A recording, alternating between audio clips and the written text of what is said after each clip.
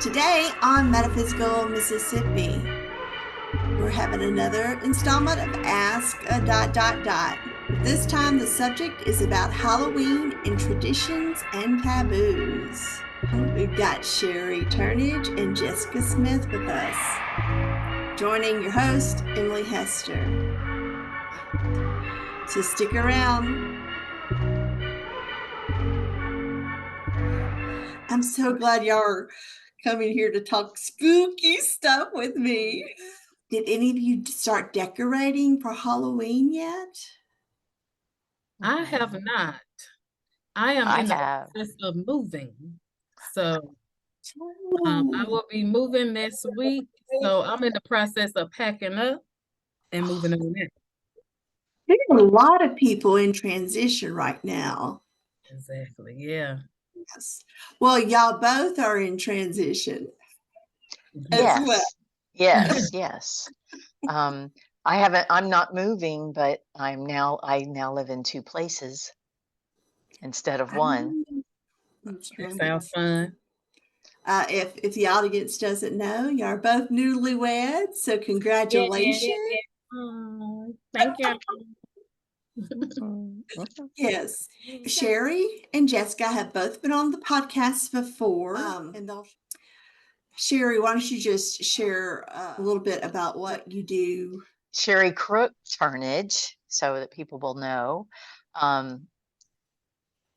Co-owner with your sister, Krista, too, at Holistic Health and Healing, Resolution Hypnotherapy. I teach hypnosis. I perform the services of, and I do past life regression, Newton Institute, LBL, Life Between Lives, among other things.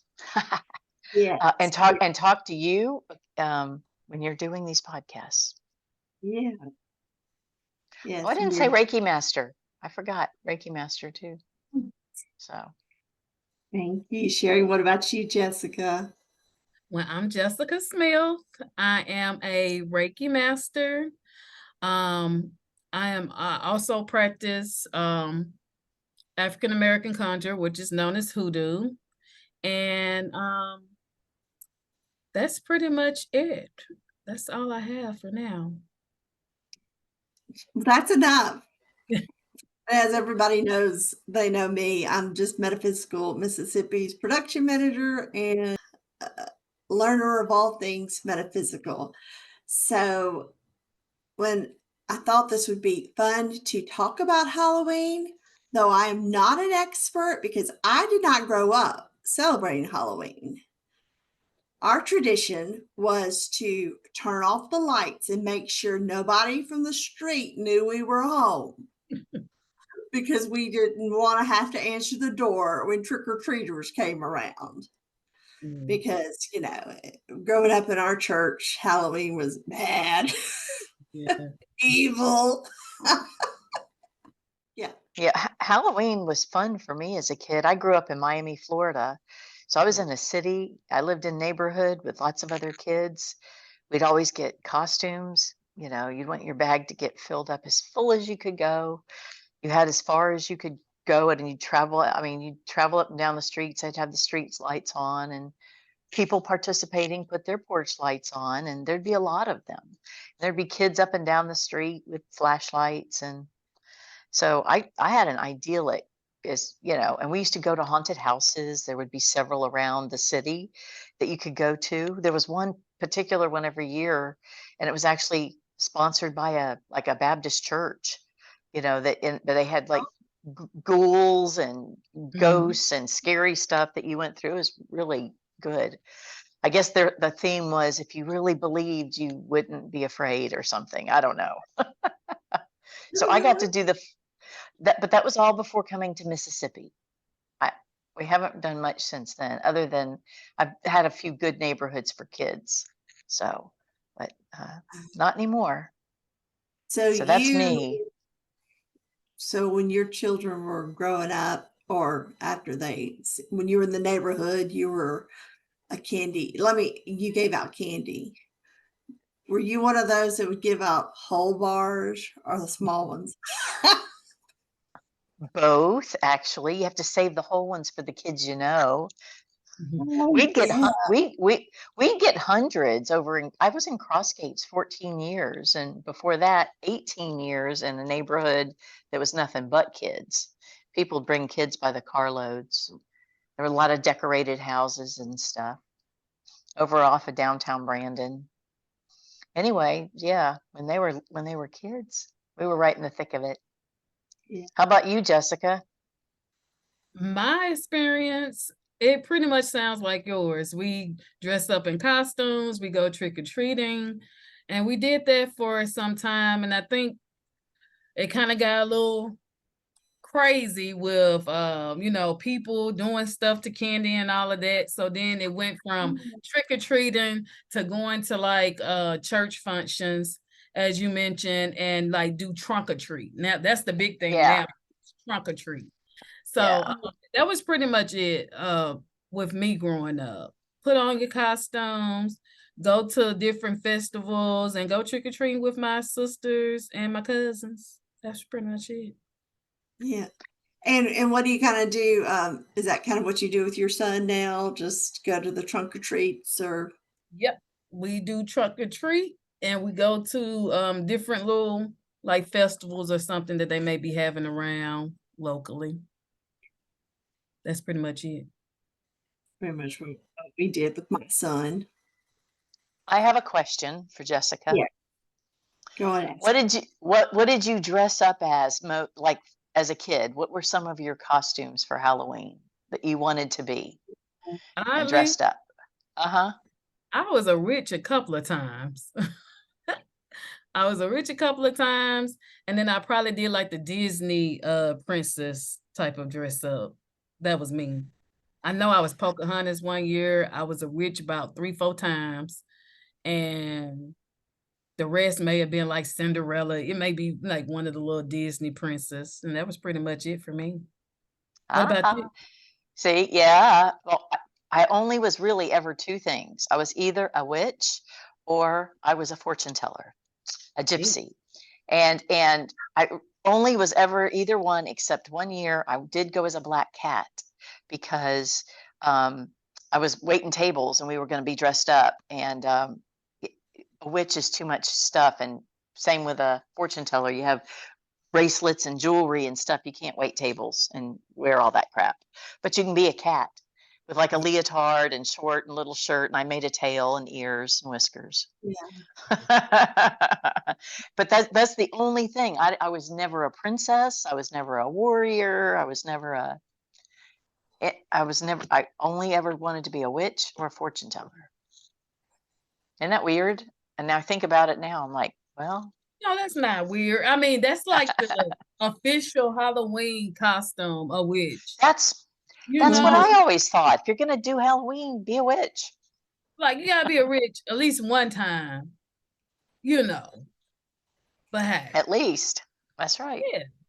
Well, I was a witch one Halloween in college because once I got in college, I had that little celebrated. freedom. Yeah. Yeah. And I think I was Was like the Red Riding Hood one year, but uh, but I didn't so really when get it. you were the witch, which witch were you?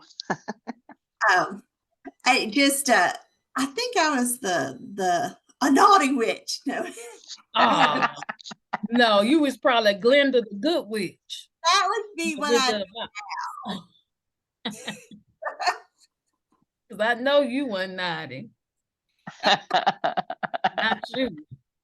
Well, I'm gonna. One of the listeners have asked. We're going to get into a couple of questions. Um, what do you think attracts us to spooky things or to be afraid? You know, I mean, there's just something enticing. It's like I don't really want to watch a scary movie, or I really don't want to go to a haunted house, but then I really do. You I think know, it's the unknown of it, not really knowing what to expect. Even when you think about the fear or being spooked out by movies, it's just the ideal of like some of these could be based off of true stories. I don't know. I just think it's the ideal of forces or things that are unknown that you may not be able to see or that you may experience, or it can have some type of effect. I just think it's if I had to go with that, I just think that the not knowing, the curiosity of things kind Yeah, of plays into that yeah. personally. What about you, Sherry? What do you think? You know, I was trying to remember when I was young, I loved that stuff. Oh my gosh. But then, and it was sometime after like Night of the Living Dead with the zombies and all that stuff that that really scared me. And um, after that, I didn't really like scary movies anymore. And I would get dragged off to all of those Halloween ones and the ones that were all the crazy, the chainsaw, and Yeah. yeah, they're all those horrible. And I didn't like them, but I'd let myself get dragged off to. Oh, and what about The Exorcist? Oh my Oh, gosh, That's a things classic. took a really right. It took a hard turn, and so I didn't like them anymore. But why did I go? I don't know, because all my friends went. Exact, I guess. I to this day cannot watch The Exorcist. It Because these uh are things that people have like reported to be, have actual documentation that can actually happen, but just seeing it played out, or I mean, the whole point of scary movies is to move or shift your what's the word I'm looking for? To make you feel some type of way, you know? So yes. if you get to the point where you watch something you don't think you want to watch it anymore, or scary movies anymore, I say that was a pretty good movie. Okay. If it really having you feeling like, I don't think I want to do scary movies, that's not my thing. But I think that it's kind of like you ever Like work with me that. here. Come on. Hey, kitty cat. Yeah. So you ever was forbidden to do something by your parents, but you let's say you couldn't go somewhere, but you end up sneaking out with your friends, and you try to come Yes. back and you end up getting in trouble, but man, that was the best night ever because of the simple fact that it was like an adrenaline rush. Like you had so much fun, but you had that feeling inside of you like this is not gonna end good. Something's gonna happen, and usually Yeah. those are the best ones where you have a story to tell about how you got in trouble. So I think that people, when they think of Halloween, when they think of spooky things, I think it's like one of those things where um I want to be a little daring, Yes. but it's kind of scary to me, but I like it in a sense. Does it, Yeah. you get what I'm saying? I Yeah. think they kind of like it because it's like adventurous, kind of. I don't know. It's like not your everyday thing. You've been doing this every day, and then you get one day out of the year where you can dress up and explore the unknown, the unseen, the whole spiritual, medical, physical type of situation. I think that's why people, you know, Yeah. dig it. I agree. Speaking of this time of year, there are going to be a lot of parties, and we're going to talk about a fun party coming up a little later on the program. But when you were younger, did you go to any like Halloween parties and play spooky games or like light as a feather, stiff as a board, or have any of you ever played with a Ouija board or stood in front of a mirror and said Bloody Mary 3 Oh times? yeah, yeah, we did that. I done did the Bloody Mary. And I think maybe a couple of times when I was little, we probably did light as a feather, stiff as a board. Um, Yeah. I don't think we ever levitated. So we must not been doing it right. What about you, Sherry? Yeah, yes to all of the above. Absolutely, every bit of that. From early on, we had I don't know, I had little cards that you could do for people. And do you remember those little things you could make with paper where you did your fingers like this Mm-hmm. with the paper, Yeah. like this, in and out, and I turned those into little fortune telling things. So I used to do those. And we always had something, cards and stuff. And we did have a Ouija board a couple of times, but every time we've always gotten rid of it. And actually, not that many years ago, someone brought one into my house. They were supposedly leaving it for someone else that was going to pick it up, and that person decided they didn't want it. But it was in my house. And when they came to get it and take it out, literally when they came in the door, I wasn't home. They had the key. They came in to get it. It was in the laundry room on the counter. It fell off the counter as they were coming down the hallway. And I have a cat, or had a cat, but it wasn't anywhere near the bathroom. It didn't even go in there ever that I ever remember. No, it didn't. So at least that's what my daughter told me. So it was the story she heard about it. So anyway, that they're always weird, and weird stuff happens with them. So I've never had a good thing about those. That's probably one of the few things I have a pretty hard line on for myself personally. I just don't use them. Yeah, So. I'm learning that now too from other people I've asked, but just don't play with them.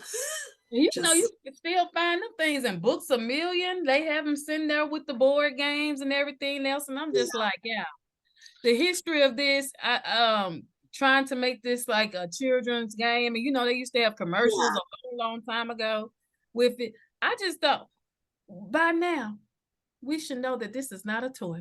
This is not a game. This is a conduit, something Find connected to something we cannot see that is greater than us. And I don't understand why people still present these as games when they're not. They're They're not not. They're not. at I all. do believe, So yeah, throw no. your edges out, messing with them. what about, I don't know very much. What about scrying? Have any of you ever did scrying in a mirror? No, I have not learned that technique. No. Yes, Emily, have you ever seen any kind of special mirror in my office? probably. Yes. Oh, With the oh, ivory inlay, the big one against the wall? no. Mm. So what do you see?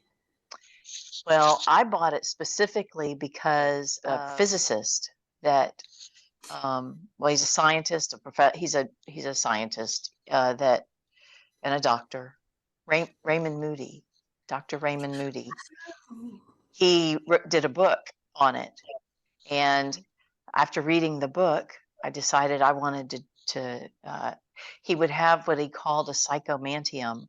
It's a special room designed for just really it is scrying. It's just mirror gazing is what it is, and it's a focal point of focus. But the way he did it, it was an all day thing. You'd come and stay with him at his property. He had gardens, and they could walk in the gardens. They'd eat a healthy, clean meal. They would talk about their past loved ones. They would sometimes bring items along with them, and they'd spend the afternoon kind of almost like inviting them, or uh, I don't want to use the word conjuring because you're not, but it's still bringing in that energy and setting that intention. And then afterwards, you'd be in the room that was called the psychomantium, and it'd have usually a really large mirror and a light source somewhere, and you can stare into the reflection. You could be in a recliner or just a very comfortable chair, but you don't look you don't look at your image or even the image of the light. You just stare, and it's the same kind of gaze you do like any other gaze, where you're not really looking. It's a soft gaze, right? You just do a soft gaze into the mirror. And supposedly, according to Raymond Moody in his book, he had um, like a 85% success rate. And he called it successful if there was some sort of interaction during the session. People would usually be in the psychomantium alone anywhere from 30 minutes to maybe an hour and a half after spending the whole day preparing. But some people actually would have nothing really happen there, but within a day or two, within 48 hours, would have something happen to them at home or somewhere else, which was undeniable. Really great book. Maybe one of your first podcasts, you touched on it I a little did. bit. I'm Yes. calling it now. I know the story. I'd forgotten that it was called scrying, though. It's all the same thing. Yes. It's using the mirror. And really, they've been using reflective surfaces since the time of the Greeks and the Romans. They would use they would use water. They'd gaze into the water, and the light source would be the moon. And it would be that would, or a fire nearby, but it's been going on for thousands of years. There's pictures, there's cave drawings, that there's been always something unique or mythical or mystical about the staring into the, so anyway. Oh no. And it's crazy you said that, because when you think of mirrors, mirrors are like portals. Water like portals, Yes. Yep. So Any shiny object, crystal balls. Yeah. Right. Yeah. So any kind of reflective surface.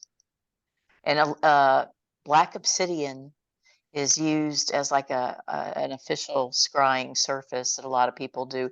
You can buy them like at eBay and stuff, and they're not cheap because of what they're used for. It's just the reflective surface of it. Doesn't have to be obsidian. It could be any reflection at all. So, but it's a cool thing. So I may know one or two things about it. Yes, you do. Reunion. I don't know why I couldn't think of it. Okay, that's the name of the book, because that's one of my projects I wanted to do coming into this year. I only have about 5. That's one of them. It's been on the back burner, and it's why I bought that mirror. That mirror spoke to me when I put my hand on it. I had to buy it. I had to bid for it and win it in a bidding war. Whoa, Yeah. wow. You have a history? Yes, you need to touch that mirror if you come in my office next time. I'm going to mention costume party at Russell's that we're having October 29th in Flowood, Mississippi from 6 to 9. We do plan to have scrying there. I'm going to set up a mirror. So Sherry, you may have to lead us in some of that. Oh, I see. We're going to have a room for fortune tellers, tarot reading. I think some aura reading's going to happen. Just a fun little room to play safe, high vibrational games. no Ouija boards. I suggested it, and everybody's like, "No way!" Absolutely. Somebody spoke up. I don't know about the Ouija board. It can get too out of hand with it.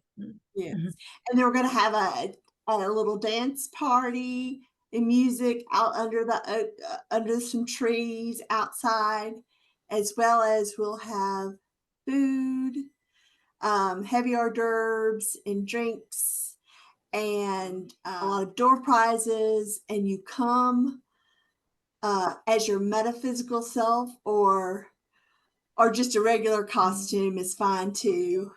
Your inner mystic, I think is the wording, and we'll have a costume contest as well. So we're really looking forward to it. But you go to it's gonna be so much fun. I'm excited.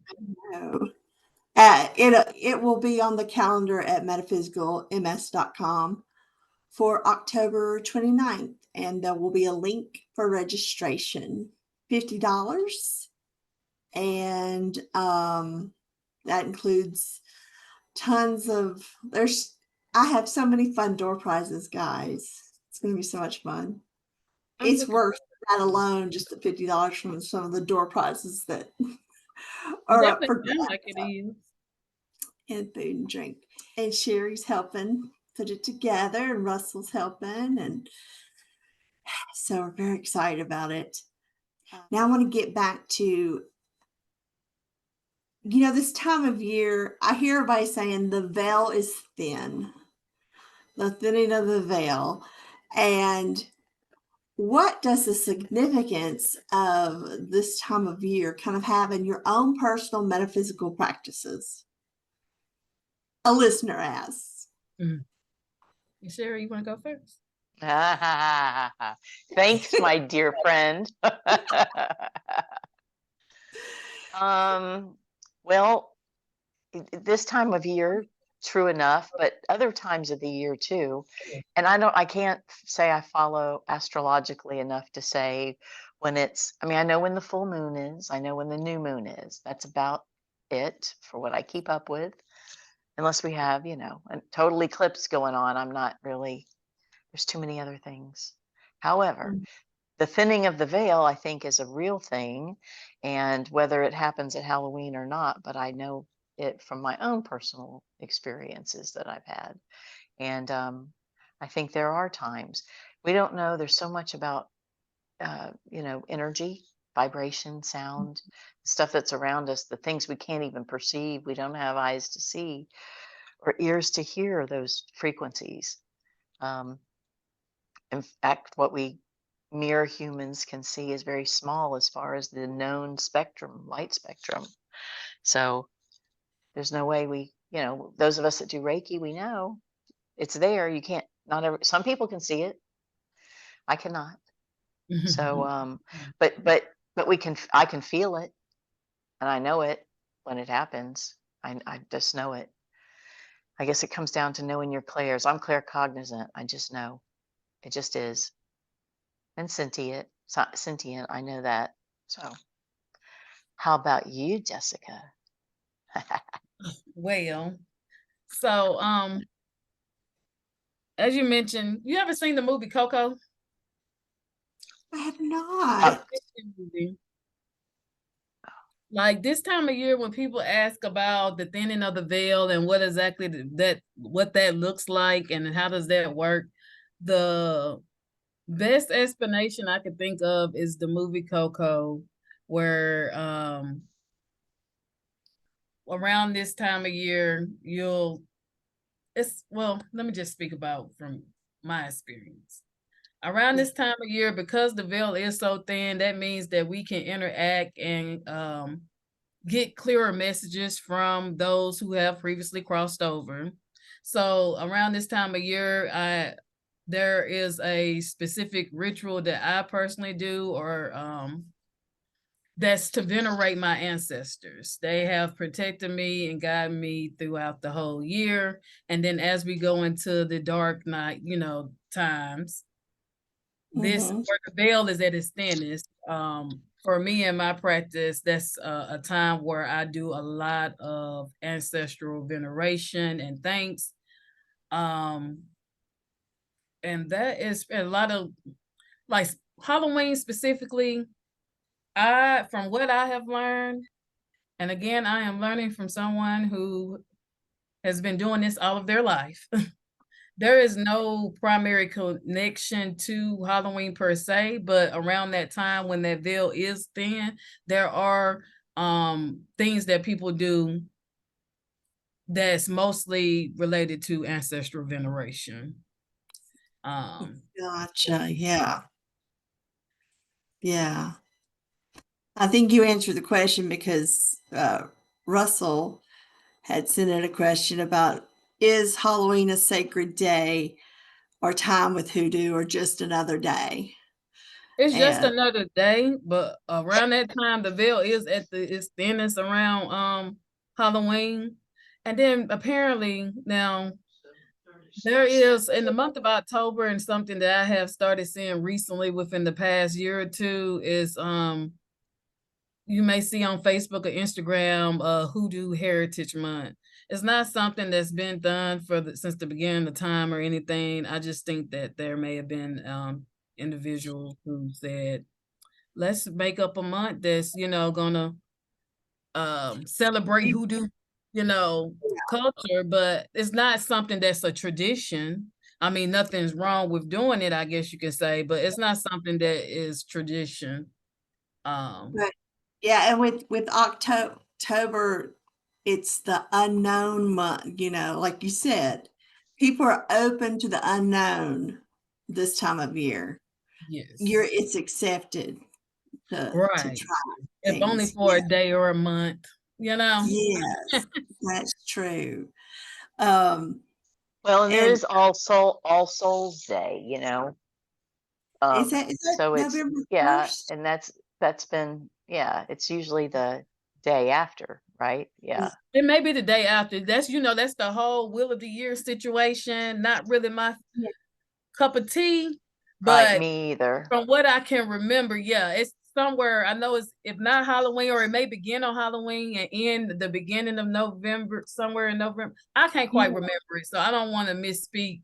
But I just know Halloween or within the days after the veil is at its very thinnest, and that's when it really go down. Right, Can't and it's been noticed by other cultures as well, like for generations. So there is some historical data that shows that at this time of year there is more. So it's just perpetrated itself over the years. So I don't think it would have hung in there all of this time and pop up in so many different old cultures if there wasn't something. But I think there's other times of the year as well that this is just one of them, and maybe it is thinner. Something's Yeah. going on. People do start acting a little different. Yeah. Well, yeah, and I was just going to say that I know that for more of the history of Halloween, as far as it comes, as far as witches, we did do a podcast last year with Willow and Mercury, and we talked about Samhain. So I'll link that at the end of this video if people want to learn a little more about the Celtic origins and the Wheel of the Year and all that. Now I want to drift back to, again, I want to talk about connecting with ancestors. Jessica, is it just a knowing, or do you see them, or do you hear them, or is it, as you've mentioned before, like a butterfly, you're like, oh, that's my grandmother. What is it kind of? For me, I feel like it's like mostly omens. Um, That's the word. for me, every now and then I may have like this knowing. I don't necessarily hear anything. Which one of the Claires that is? Claircognizance? Yes, Yeah, clear yeah. knowing. It's Yes. so many. But sometimes it's just more like a knowing, but most of the time it's more like signs. So I look for signs, and then I see what happens afterwards, and I was like, oh, that's what that was. I've been getting all these red flags, and I've just been annoying it, and they've been trying to tell me the whole time, look, child, sit down, do this, do that. So for me, it's mostly omens. That would be also clairsentient because you need to be sensing all of those things around you. You know how when you get to this point in your life when you start realizing this stuff's been around you your whole life, but you weren't paying attention. And then when Yeah. you tune in and you start paying attention, it's everywhere. And it Exactly. happens over and over again. And Yes. as someone really the great teacher here locally says, you just can't make this shit up. After a Yeah. while, it just keeps happening. So, it was always happening. So, but you sense it, you paying attention, you're seeing it, hearing it, knowing it, all of the above, You whatever they are. tuned your radio to the right channel. Yes, Right. you're tuned in, you are fine tuned. Yeah. And it's not Lately, like people think. They always think it's like surround sound and Technicolor. No, it can be, and it could be I indescribable different Right. ways. I don't Too see many. things, but I've been having more vivid dreams where I just, I know that she is there. I had my granny came a few weeks ago when I was dealing with something that, I was really dealing with. And she came and she hugged me 3 times. I knew that she was passed on, and then she brought me into the fortune teller room that is there. I mean, a fortune teller room, and pointed to a table, and she said, "You can speak to me there at any time." Oh, Isn't that so sweet. that gives me chills. I Just love thinking that. It gave me a little just another chill. way to I mean, I kinda taught her through the Bible or, or just memories or whatever, but, that was a neat experience that I've had recently I love that. where she was telling a different way that I could connect with her. So, is conjuring the dead different than connecting with an ancestor? Are you So, talking conjuring a physical body or a spiritual body? Maybe I don't know what the word conjuring means. It was just a question a listener. This is a You Jessica question. I would is say this. conjuring the dead not right? Is it taboo? Maybe conjuring, maybe I don't know what conjuring actually means. Does it mean setting in an intention, or does that mean uh, uh, Oh, casting spells? I don't know. I What do you think? Well, when I think of conjure, I think of magic. So when you're saying conjuring the dead or summoning the dead, it I don't know. Now you can. Let me. I don't want to speak heavy on that because I don't know all the details. But from my understanding, you can summon the dead. You can summon the dead when you use those Ouija boards, when you go to a medium, when you can yeah. summon them and they can come through and give messages. As far as conjuring the dead, I'm sure there's probably some kind of I don't know if I want to use the word conjure though, but there are many works that people do with the dead. I don't necessarily think that you're conjuring them. You may be summoning them to do certain things. I think the question you're trying to ask is you're talking about just communicating with them. Is that what you're Probably so. summoning Yeah, them? yeah, it just Okay. when I was just coming up with a question, I was just, "Is conjuring the dead taboo?" But there again, I may not know what conjuring means. In And even with that, is it taboo? I mean, most people may frown upon it, but they may not even know that they do it all the time. When you speak Yeah, into, I find it odd that when it comes to mediumship, how people kind of look down on it. But then when you're going through stuff and you may be missing a family member and you may call yourself talking to them, or you may, go to their where their resting place and speak to them yeah, like and not even know, you may not hear them, you may not see them, but as you speaking to them and you calling out to your blood, to your loved ones, it doesn't mean they're not there.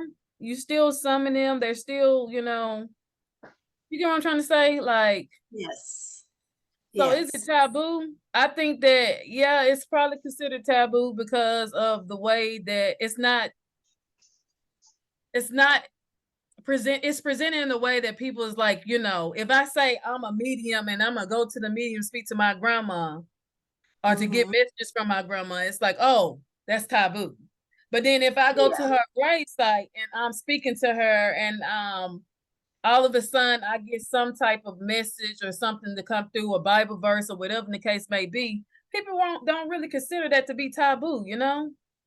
It's like right, right. I just depend. Is the glass half empty or is it half full? I guess it depends on who you're asking. But I think for society in general, yeah, I guess it would be considered taboo. But I don't really think it is. I just think the terminology that we Uh, use is taboo. Yes. Are there any rituals that you practice this time of year that may not be labeled as Halloween? No, besides there is one ritual that I personally do to venerate my ancestors, as I explained earlier, just Yeah. basically giving gratitude and thanks and feeding basically feeding them, letting them know that I appreciate you, all the guidance, the protection you may have brought into my life. It's just like I do it regularly, but around this time of the year, it's kind of like icing and sprinkles and cherries situation. You get what I'm Yeah. saying?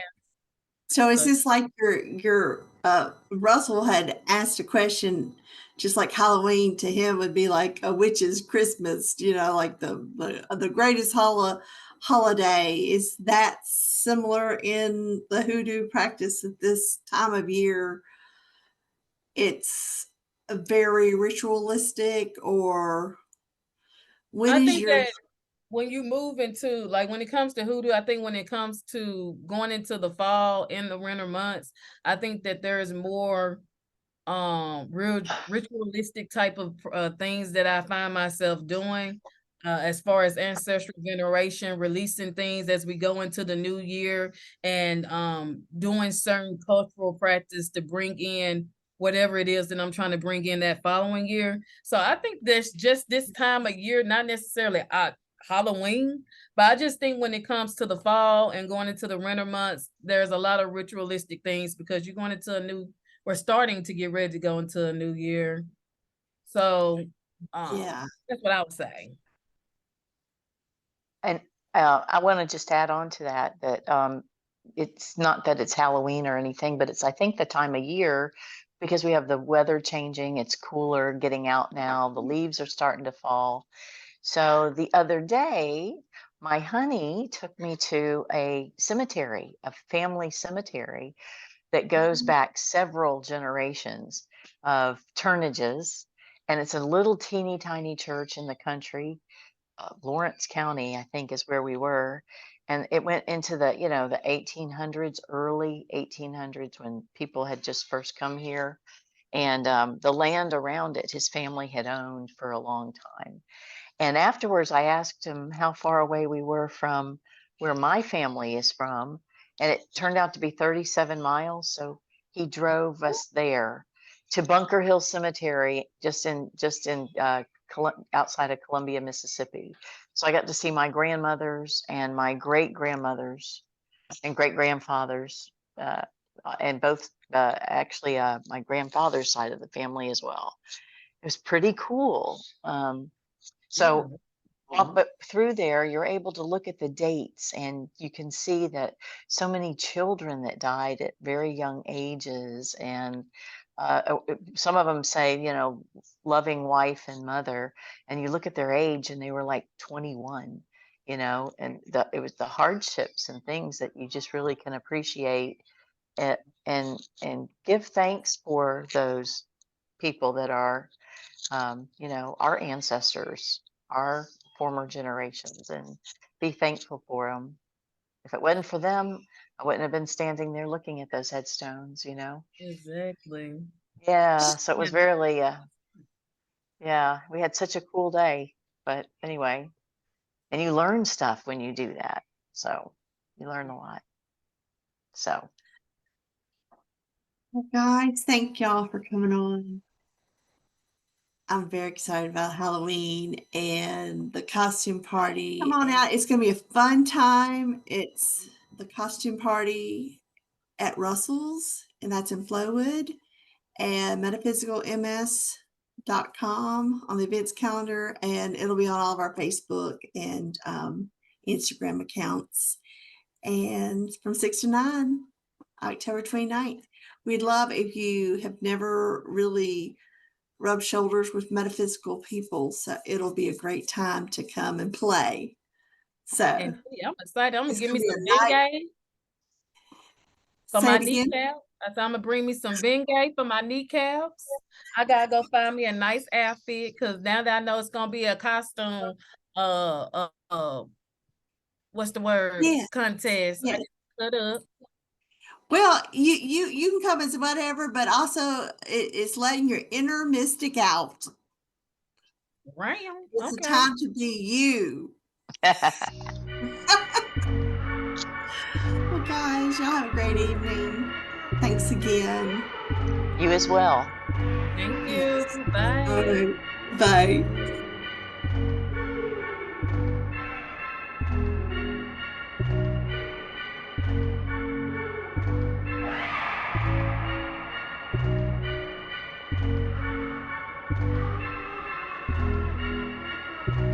The views expressed by guests are their own, and their appearance on the program does not imply an endorsement of them or any entity they represent.